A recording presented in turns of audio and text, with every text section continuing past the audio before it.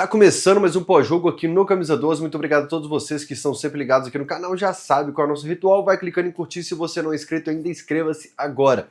Se você está em celular, dispositivo móvel, vai aparecer para você hypar o vídeo aqui. Então manda ponto aí para a gente levar esse vídeo e o Camisa 12 cada vez para mais pessoas. Convidando vocês a clicar também no link do comentário que está fixado aqui, porque vai começar a Liga do Milhão. Já começou a Liga do Milhão na KTO e é um ranking espetacular, porque lá no fim quem tiver mais pontos vai ganhar R$1 milhão no fim do ano. Além disso, tem prêmios por toda a temporada, diversos prêmios, além de prêmios com os comunicadores da KTO. Eu também estou participando lá, vale para mim também. Se eu pontuar, eu cresço lá no ranking também e a gente vai ter que representar o Galo bem nessa aí. Vamos lá.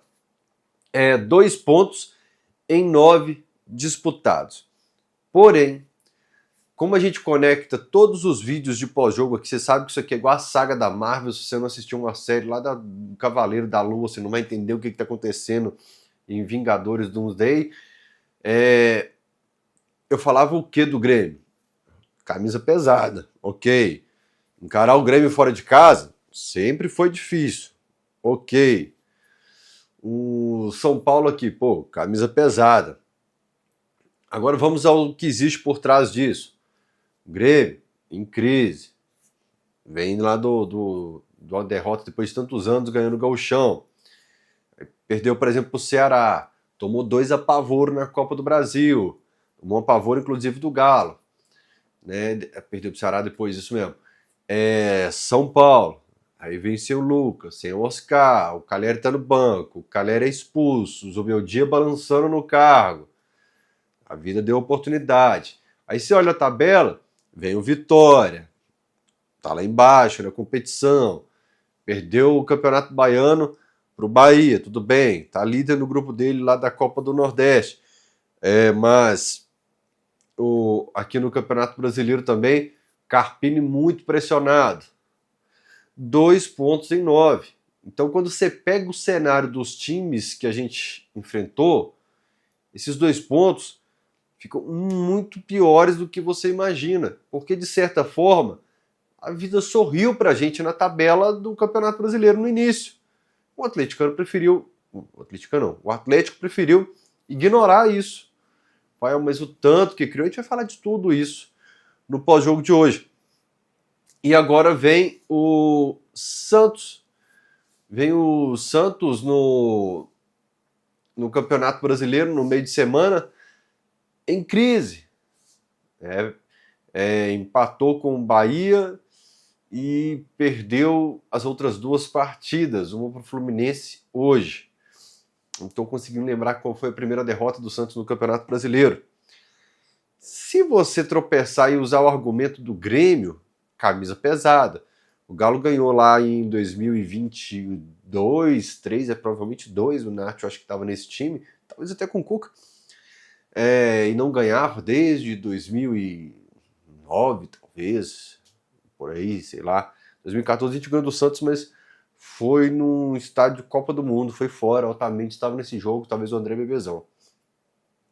Mas aí não ganhava tantos e tantos anos. Rafael, mas na Vila Belmiro, né? Neymar, embaçado, né, velho? Todo time do Campeonato Brasileiro você vai ter um argumento para ser embaçado. Mas quando você perde pontos, 2 jogos seguidos em casa, São Paulo e pro Vitória, você precisa fazer algo além do que estava previsto. Se na sua tabela planejada, se no quadro de jogos do Cuca, lá no início estava posso perder para o Santos da Vila, agora não pode mais, porque precisa recuperar esses pontos. Provavelmente voltando do rebaixamento e tal, talvez o Cuca até tenha colocado pontinho lá na Vila Belmiro. Se colocou empate, quem sabe tem que voltar com a vitória. E se não recupera na Vila Belmiro, tem que recuperar com outro adversário difícil fora de casa. Porque a vida é assim, cara. Principalmente se você estiver pensando em um título, G4 Palmeiras, por exemplo, Flamengo. Ganharam do Sport fora, do Vitória fora, foi lá, ganhou do Grêmio fora. O primeiro fez o dever de casa em alguns casos, e no outro você ganhou o pontinho que você não imaginava. Por quê? Times que você aponta como briga por título. No caso do Galo, não posso nem falar que não cumpriu a tarefa de briga por título. Não cumpriu a tarefa nem de briga por Sul-Americano pela tabela hoje, né? Mas nem de briga por Libertadores, que classificam quase metade da tabela do Campeonato Brasileiro, vai para lá. 3 jogos, ok. Ok, pode usar esse argumento do outro lado. Só que existe uma situação. São 21 jogos. O Galo chegou a 21 jogos na temporada. Cara, que loucura, velho. Nós estamos no meio de abril. Nós já estamos com 21 jogos disputados. Mas vamos lá.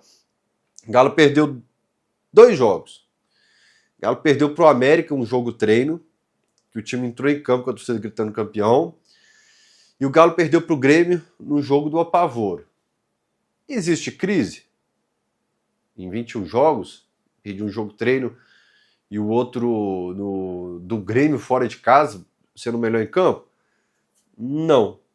Mas quem é fã de carteirinha do Camisa 12 sabe que a gente sempre explica da sementinha, cara. Você joga a sementinha, aí no jogo seguinte você vai ir água, no outro dia você dá um pouquinho de sol para ela, que é um empate com vitória.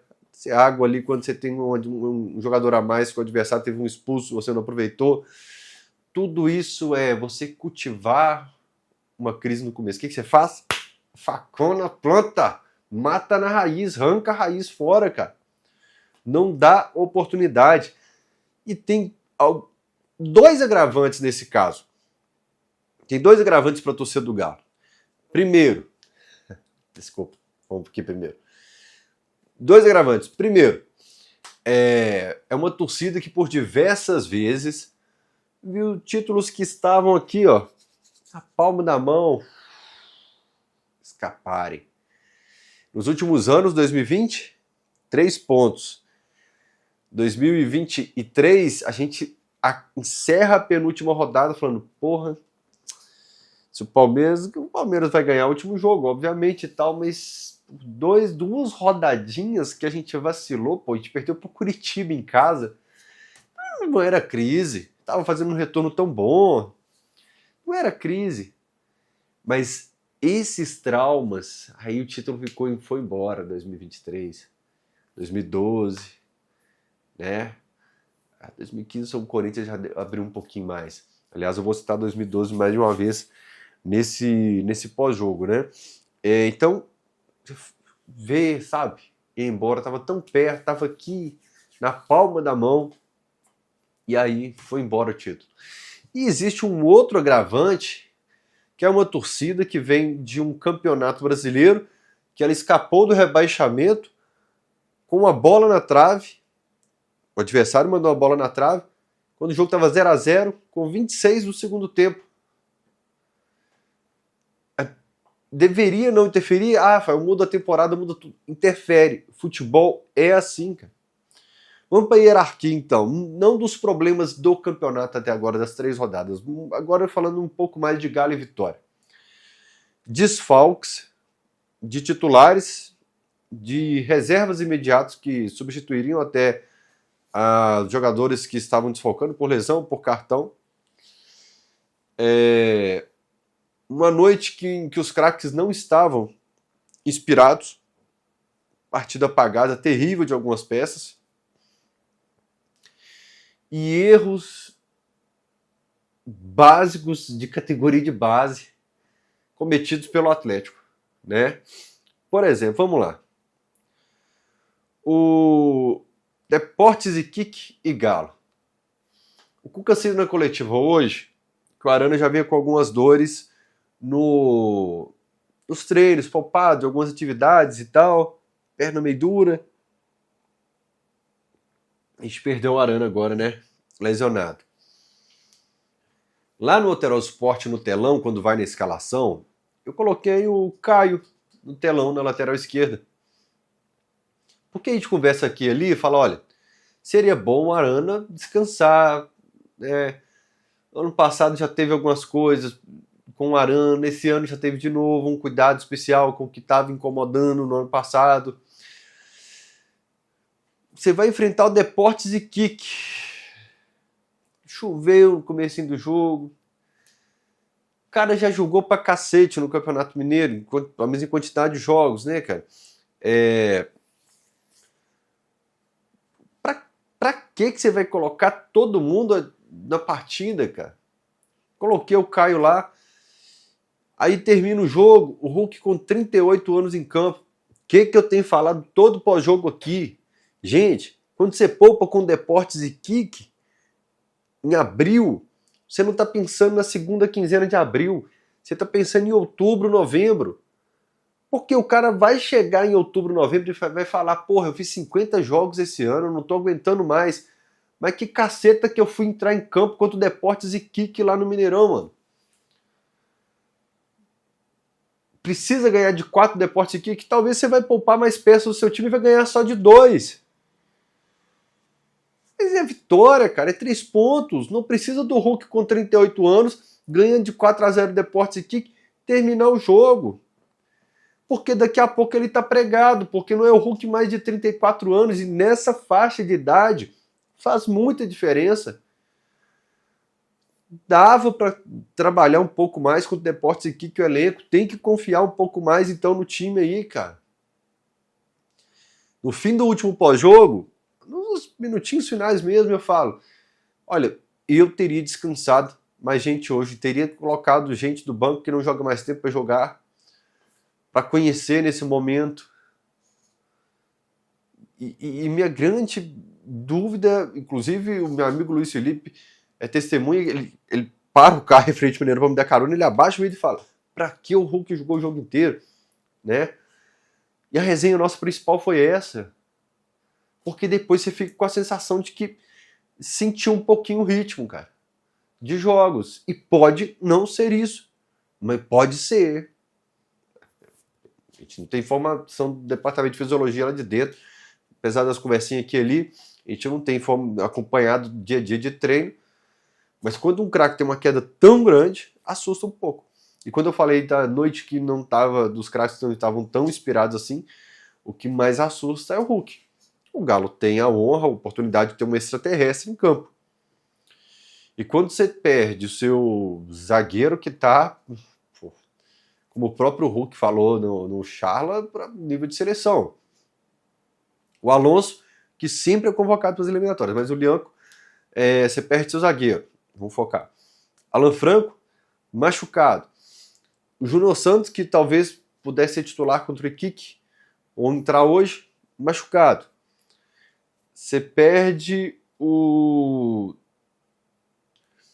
Tem mais gente machucada. Vou lembrar. Eu tinha que ter anotado isso. Vamos lá. Franco, Rabelo, o Rabelo que era o substituto imediato do Lianco, né? Tem o Palácios no DM. Então você tem aí 2, 3, 4, 5, 6 jogadores fora que não estão à disposição. Você fala assim, cara, a gente vem de 2 empates no Campeonato Brasileiro, cheio de jogador fora hoje, extraterrestre. Comanda aí. O adversário hoje não é dos mais difíceis da competição. Confia em ti. Quando ele não está inspirado, não está numa noite boa, você já tem um problemão, né? Para eu fechar sobre o Deportes e Kick, cara, Bernard, se você coloca um Igor Gomes de cara contra o Deportes e Kick, tem que dar conta, você vai me desculpar. Rafael, mas o Bernard, desde que chegou aqui, até entrou bem contra o São Paulo, hoje deu uma movimentada boa também. O Igor Gomes teve seus momentos aqui e ali, mas normalmente também deixou a desejar. Mas contra o Deportes e Kick, cara, aí se tá vestindo a camisa do Atlético, tem que dar conta, você vai me desculpar. Tem que dar conta. Coloca e coloca mesmo. Porque se não der conta do Deportes e Kick, em julho, acha um destino, tchau e obrigado. Mas aí tem que colocar. Se você tivesse, olha, eu precisava poupar o craque do meu time de 38 anos, vai fazer 39 em julho, 25 de julho. Mas eu não sei se o Igor Gomes e o Bernardo dão conta contra o Deportes e Kick. Aí não, meu amigo, aí você vai me desculpar, eu desligo a câmera agora e não tem nem debate mais. Porque precisa dar conta. Repito, não precisa se ganhar de 4, cara. 2 são 3 pontos. Ganhou, marcou muitos gols, fez saldo, tá com 4 pontos. Vamos usar a cabecinha e a caneta agora, Atlético. Encara o Caracas fora de casa. Ano passado a gente fez 4 lá, 4 aqui. Mas vamos colocar o pior cenário do empate. a gente chega a 5 pontos. O Cienciano ganhando de kick chega a 5 pontos. Nós fizemos muitos gols e temos um saldo ok. Tá? Pior dos cenários, eles empatam em gols e saldo com a gente em ponto. Aí o Galo vai enfrentar o Iquique fora de casa. Esse Iquique ruim de bola que nós enfrentamos. Estou sempre colocando o pior dos cenários. O Galo ganha de 1-0. E o Cienciano e Caracas vai para as cucuias, sei lá que resultado que dá. O Galo tem 2 jogos em casa depois, cara, para analisar essa situação. E eu coloquei aqui o pior dos cenários.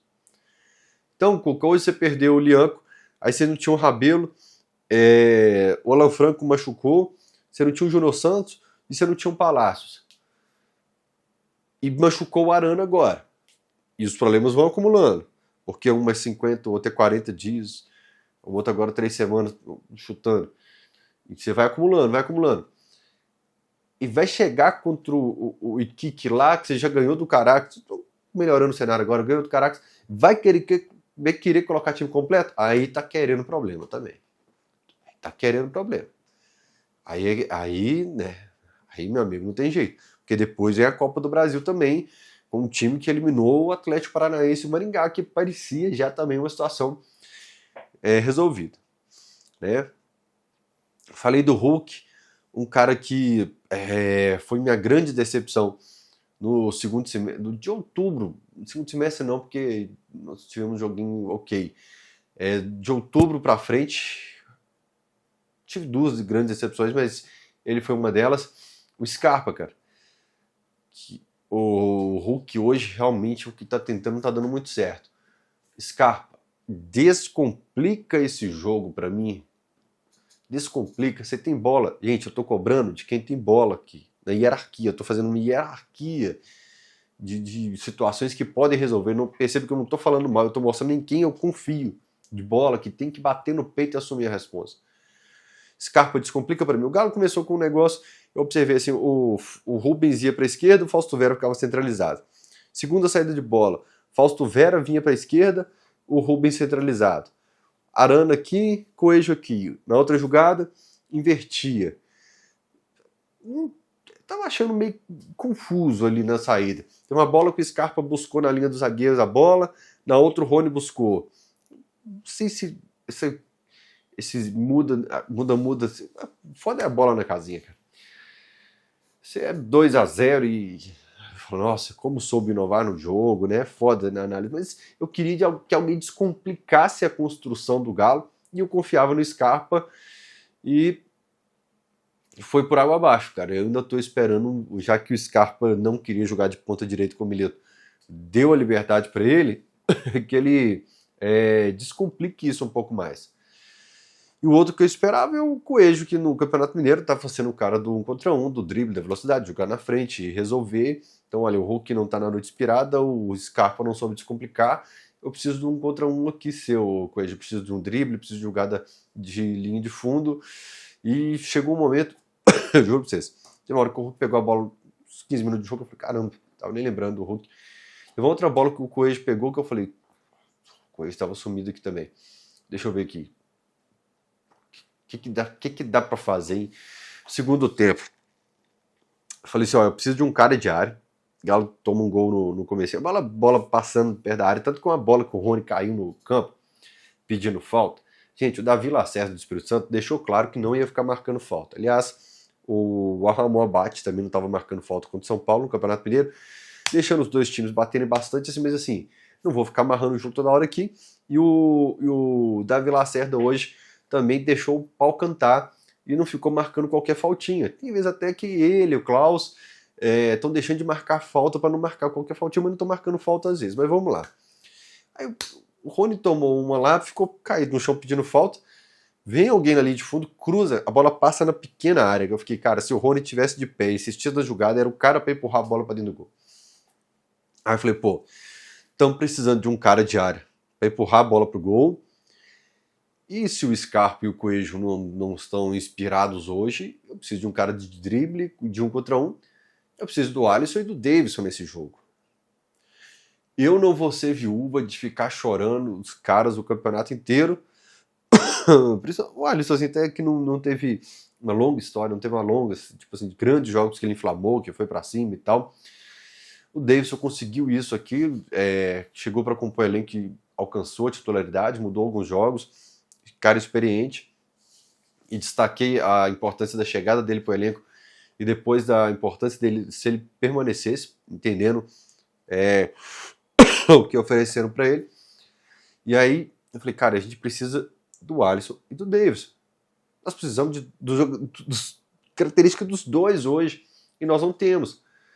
Aí eu peguei lá, né, a assessoria manda pra gente no começo do jogo as informações, eu peguei lá e fui ler.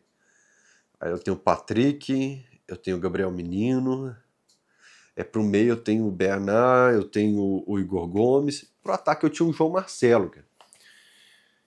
Não vou desvalorizar aqui o João Marcelo, porque falei, o Galo tem que apostar em peças como Ivan Roman e João Marcelo. Aí, o que não pode acontecer, eu vou usar de exemplo uma outra peça do clube. O Rômulo, ano passado, foi um garoto que ganhou chance. Aí ele ganhou chance no momento em que estava na turbulência. O time do Milito tomando goleadas, o time do Milito com 12 desfalques, o time do Milito com 4 jogadores no banco de reservas. Vai, Rômulo. Faz a esquerda, vem cá, vamos pra cima igual uma vaca louca, toma contra-ataque, toma goleada. Quem foi o único que ficou totalmente cortado do elenco? Foi o Rômulo, cara. Inclusive marcou, acho que um gol contra o Internacional no jogo em Santa Catarina. Foi o Rômulo que foi o cara a ser tesourado. E repito, mesmo que o Bruno Fux tenha errado muito. E acho que o Atlético tem que emprestar o Rômulo agora para, já que saiu o Alonso na esquerda, entra o Vitor Hugo. Saiu o Lianco na direita, entra o Rabelo. Saiu o Rabelo, entrou o Romano. Empresta o Rômulo. Por que eu tô falando do Rômulo? Porque nesse momento de turbulência, de resultados como derrota na primeira rodada, empate em casa com São Paulo, empate em casa com Vitória, se quiser colocar até empate com o Cinciano fora, e se quiser colocar até a derrota para o Vitória no jogo da volta, a sua esperança tá no moleque que estava disputando a copinha no início do ano. E se a hora que estourar, a batata ficou quente, cara, não vão cortar o Scarpa do elenco, vão cortar o moleque, cara. O moleque que era para entrar a hora que tá ganhando de 4-0 do Cinciano. Para você ir testando, conhecendo. Pô, repito, ótimo investimento do Atlético quando você pega um destaque da Copinha que marcou seus gols no Campeonato Paulista, quando você pega um zagueiro de 17 anos que já tem jogos como titular pelo Palestino. Interessante análise, interessante investimento. Mas ele não pode ser o seu reserva imediato, sendo a única opção de ataque para o Campeonato Brasileiro. Aí, meu amigo, você brincou de pôquer. E se você blefou com a carta na mão, agora você vai ter que esperar 2 meses para ver o que vai acontecer. E você que blefou, reza muito pelo Rony, pelo Coelho e pelo Hulk. Tá bom? Porque senão a gente vai jogar com 2 atacantes, depois a gente vai jogar com um atacante, e depois a nossa dupla de ataque pode ser Bernard e Igor Gomes. Eu tô falando se você não rezar. Então reza aí. Vamos lá. Franco, Rabelo, Júnior, Arana, Palácios. Não tem time para 2 competições, cara. Por que eu tô... Desculpa o termo, não vou usar ele não. Eu ia falar o termo do M, 3 pontinhos, tá ando para Sul-Americana nesse momento. Porque eu preciso escolher, cara. Eu vou enfrentar o Botafogo no próximo fim de semana, o Santos na Vila Belmiro, e eu enfrentei o Deportes Iquique em casa no Mineirão, cara. Então, eu precisava de força máxima aqui, sabe? Porque eu não tenho elenco para 2 competições, porque hoje eu só tinha um atacante no banco. E se eu machucar meu atacante contra o Deportes Iquique, fudeu, irmão. Fudeu. Não tem, e me lembra um pouco o elenco de 2012. Você tinha o Júnior César, ia pro Triguinho, que foi importante para não cair em 2011. Obrigado, Triguinho. Saiu do Marcos Rocha pro Carlos César. Saiu do Pierre Donizete pro Serginho. Eu e o Alexandre Silva, nós temos uma opinião um pouco polêmica sobre essa situação. O Felipe Souto caía muito. Aí no meio você tinha o Bernardo Guilherme, que passou a fazer a função do Danilinho. E, gente, isso tem 13 anos, que loucura. Você tinha o Escudeiro, que caía bem o nível. O Leleu, no ataque, se saía o Jô. Você tinha o Paulo Henrique, que é o atacante do Betim hoje. Você tinha o Leonardo, que inclusive eu e o Luiz citamos no jogo hoje, lembrando lá, pô, está faltando um Leonardo aqui nesse elenco, sabe? E aí o Paulo Henrique depois até mandou mensagem assim também. Pedro Henrique, que falou sobre o Leonardo, que conseguiu os pontinhos contra o Flamengo, o Sport e São Paulo naquele ano, 7 pontos que o Leonardo garantiu. Mas se saía do jogo era Leonardo, que chegou depois também. Você tinha o Paulo Henrique, que tá no Betim, e você não tinha pra onde correr, cara. Então tá me lembrando um pouco o cenário de 2012. Saía Hever e Léo Silva, tinha o Rafael Marques, mas a outra opção era o Luiz Eduardo. Até que tá me seguindo no Instagram lá. Que falou naquele golzinho do Goiás ali na Copa do Brasil, viu, Luiz Eduardo? E era isso, cara. A queda era muito drástica. E o que aconteceu? Ficou aquela sensação que se reforçasse um pouquinho, dava para bater campeão. E no ano passado, o Milito optou por escancarar que o elenco era limitado, levando jogadores a menos no banco de reservas. Falou, eu não vou encher o banco de reservas com que eu não vou usar, só para falar que nós estamos... Não, tem X jogadores que eu confio, mas X vão estar no banco de reservas. E tanto não estão à disposição, X vão estar no banco de reservas. E eu sou a favor. Olha, eu sentei na mesa, eu, Cuca, sentei na mesa, mostrei para eles, nitidamente, que a gente ia jogar a Sul-Americana, que a gente ia jogar Copa do Brasil, Mineiro, Campeonato Brasileiro, que era um calendário intenso, que ia ter expulsão, lesão, suspensão por cartão, que ia ter lesão, que eu ia precisar rodar o elenco, e que ia ver essas situações aqui, ó, desse cara aqui, desse aqui, desse aqui, desse aqui. E não me atenderam. Agora eu tô com só 3, 4 jogadores pro banco de reservas que eu vou usar. Cara, eu sou a favor do Cuca fazer a mesma coisa. Falou, olha, meu banco hoje tem 4, porque é o número que eu tenho para trabalhar. Tá bom? Vou falar da escalação rapidinho, então. Roman e Vera. É curioso, assim, deixa eu pausar a câmera aqui, apesar de ter mais 2 minutinhos de crédito, para não ter problema. Curiosas as duas escalações, do Roman e do Vera. A primeira reação minha, a hora que eu vi, eu falei assim, cara, o Cuca tacou o Cuca falou assim, vocês querem? É o Roman, é a molecada do Sub-20 que vocês querem? Toma. E é curioso, porque o Cuca na coletiva anterior, o Cuca fala assim, eu vi o jogo do Sub-17 e do Sub-20 e hoje não há nada lá que me chame a atenção, né? Porque se tivesse, estaria aqui no profissional. Só que o Roman estava nos jogos que ele viu. Ele até citou os jogos hoje do Bahia e do Cruzeiro. E o Roman se torna um zagueiro hoje, que em relação ao Lianco caiu muito, né? Vai evoluir, 17 anos, moleque, vai ganhar corpo, vai ganhar experiência. Não foi... Foi um erro coletivo ali, foi uma pane em geral na defesa, falar sobre os erros. E o outro é um cara que eu não sou fã dele, mas defendi ele nos últimos vídeos. Quem é fã de carteirinha do Camisa 12 sabe o que eu falei no último vídeo. A gente passa um marca-texto aí se for preciso. Eu falei, olha, Gabriel Menino e Fausto Vera são volantes que enchem os olhos. Assim. Não. Mas são ok para você ter no seu elenco. Principalmente você está falando do elenco do Galo, que não vai conseguir ter um time titular e reserva de múltiplos craques, assim.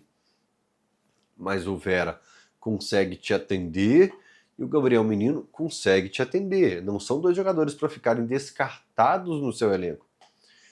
O Gabriel Menino não estava descartado, jogou 16 vezes, mas foi substituído 16 vezes. Na 17ª começou no banco, foi para o time titular. Depois... E foi curioso que ter a chance de entrar contra o Iquique é que ele perdeu a vaga de defesa do time titular.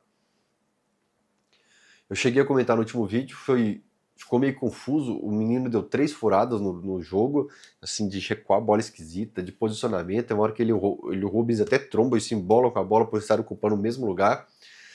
Uma comunicação ruim, acho que contra o Iquique o Cuca passa a ter certeza de, tipo, olha, ele não dá aqui, não dá. Vou colocar o Fera e o Rubens, né? Mostrando agora também que, assim, o Patrick, eu acho que o João estaria na mesma prateleira do Patrick pro Cuca, porém era o único do ataque no banco de reservas, né? E aí o Vitor Hugo, a mesma situação. O Vitor Hugo perde a chance por ter chance. Ele entra contra o Deportes Iquique, entra pelo lado direito, dá uma estabanada, dá outra estabanada, o Cuca muda ele, coloca o Alonso pelo lado direito, não dá certo, e o cara, por ter chance, perde a chance no jogo seguinte. Não tinha Lianco, não tinha Rabelo, o Rômulo sem ritmo de jogo, e coloca o moleque que estava rodando. Corretamente, parabéns. Se tá aqui no camisa do Galo, foi contratado, é o certo a se fazer. Eu falei no que estava preocupado, vocês lembram que eu falei? Não, pode colocar, mas não me passou confiança e não passou pro professor também não. Galo começa. Pressão. Ronda a bola. Bola para fora, chute. Eu falei a mesma frase do jogo contra o Grêmio, cara. Tava no hotel viajando, o Galo criou 4 chances claras pro Grêmio. Eu falei assim: que hora que o Grêmio faz 1-0, hein? É jogar contra? É ser corneta? É ser pessimista? Isso é trauma, meu amigo. A gente conhece o Galo demais da conta. Começou. Eu falei assim: meu irmão, tô com medo. É disso aí, tá com cara de Galo e Grêmio. Meu medo é vitória 1-0 daqui a pouco. Aí só falar. Mas vamos lá. Tô confundindo um pouco a jogada dos gols aqui na minha cabeça, cara. Pra quê, Rubens? No último vídeo um cara falou assim: é imperceptível a má vontade que você tem com o Rubens. Cara, eu defendi a contratação do Ivan Roman. Eu defendi a contratação do João Marcelo. Eu falei que quando você pegar meu comentário lá no Lateral Sport, o dia que vendeu o Savinho, que a gente tinha entregado o menino, que foi um erro a administração do Savinho aqui no Atlético, deixar esse menino no estaleiro para completar treino, um erro. Eu sou o cara que cobra uma revolução nas categorias de base do Atlético. Tenho a sensação que ela está começando grandes mudanças, pelo menos assim, mostra uma insatisfação, o que já me agrada, mostra uma insatisfação com a forma como vinha sendo tocada a categoria de base no Galo. Sinto o cheiro de uma leve reformulação, de uma revolução. Não vou nem falar reformulação, uma revolução. Mas vamos lá. Eu sou o cara que fala: a mina de ouro, a fábrica de shoppings acontece com os jovens. Você pode contratar o cara que de grife, citei até o rival aqui de Belo Horizonte lá no programa da TV. Você pode contratar X, Y de grife lá. Você pode contratar. Mas você tem sempre que apostar em quem tem a característica de crescimento, quem está evoluindo, quem está querendo mostrar serviço. E o Rubens se encaixa nessa proposta de você ter juventude, força física, vontade. Porém, é preciso falar o que o jogador precisa evoluir. Por exemplo, quando estava jogando de lateral, eu citava a necessidade dos cruzamentos do Rubens, dele aprimorar essa parte. E o Rubens precisa ser menos estabanado em alguns lances. Lembrei aqui, acho que contra São Paulo, Cruzeiro, no passado, alguns jogos em que ele entrou, tomou amarelo e quase tomou o segundo no lance seguinte. E no lance ele sai, deixa o Mateuzinho livre, fazendo a marcação dupla aqui, não lembro se com o Ivan Romano, na lateral direita, um erro de leitura dele. moleque tá sendo começando agora, já foi lateral esquerdo, já foi ponta esquerda, já foi meia, tá sendo usado como volante. Eu imaginei que uma hora isso ia acontecer, que tipo, o fato dele estar começando como segundo volante, eu sei que é jogador profissional, eu já conheço as caixas de comentários, sei o que vai rolar. Eu não passando pano, porque a caixa de comentários da internet é isso. Um fala que você está passando pano, o outro fala que você está criticando demais. Mas vamos lá, é a vida. O ciclo dele nessa volância, que ele ia bater cabeça vez ou outra. Não apaga a dedicação do Rubens nos últimos jogos. Concordo com o cara que comentou aqui. Eu até comentei com a minha outra conta, com o meu antigo canal do Camisa 12, com o meu antigo canal que tinha vídeo de torcida. Eu falei contra o Deportes aqui, que estava mordendo alto, marcando, pisando na área. É que eu gosto dessa característica. Mas hoje bateu o cabo, foi afoito ali, né? O Cuca, cara, acho que foi no primeiro... Nos 2 lances, a gente tem 3 jogadores do Vitória contra 1 do Atlético, né? Fica até uma indecisão do Rony no escanteio, se ele vai, se ele não vai, e ele demora aí, e aí fica, mesmo assim, o Vitória tem maioria ali na troca de passes.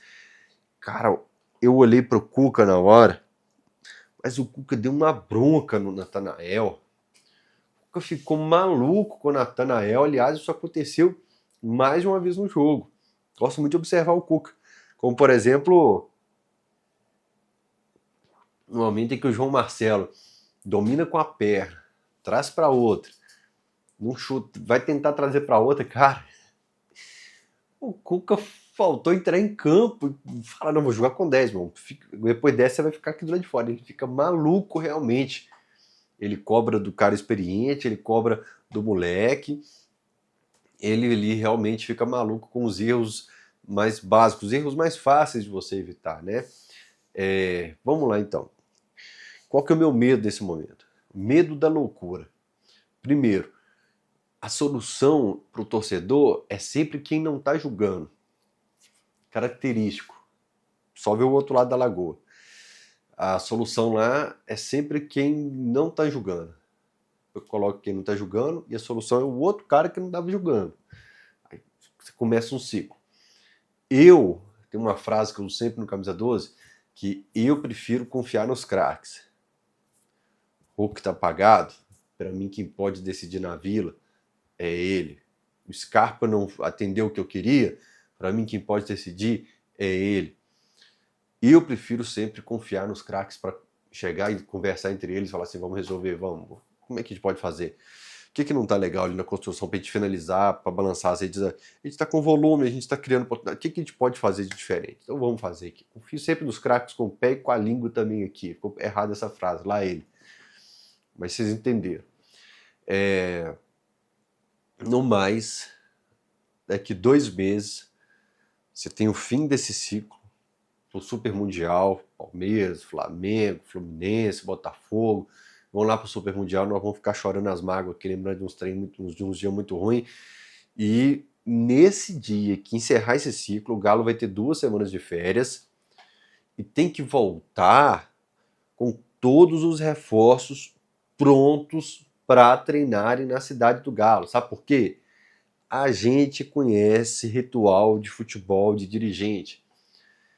Porque senão, a hora que estiver acabando essa micro pré-temporada, essa pré-temporada que a gente vai ter no Super Mundial, aí eles vão falar de ida para o mercado, aí vai começar a negociação, aí vai ser igual lá nos Estados Unidos, a hora que a gente voltar aos jogos do Campeonato Brasileiro, vai começar a oficializar uma coisa ou outra. Não, meu amigo. Acabou a rodada, abriu o bid, coloca o nome de reforço lá, para dar tranquilidade para o treinador, para a torcida. Se quiser até um pouquinho antes, para elevar o astral, para a torcida pegar a confiança, é o melhor a se fazer, tá certo? Para não deixar para julho. Repito, a gente conhece bem como é que dirigente é. Economizar um mêsinho e meio aqui de salário, bora. Assim vai sendo. Beijo no coração, desculpa o pós-jogo tão longo. 2h25 da manhã. Amanhã para dormir. Sono amanhã, tô vendo.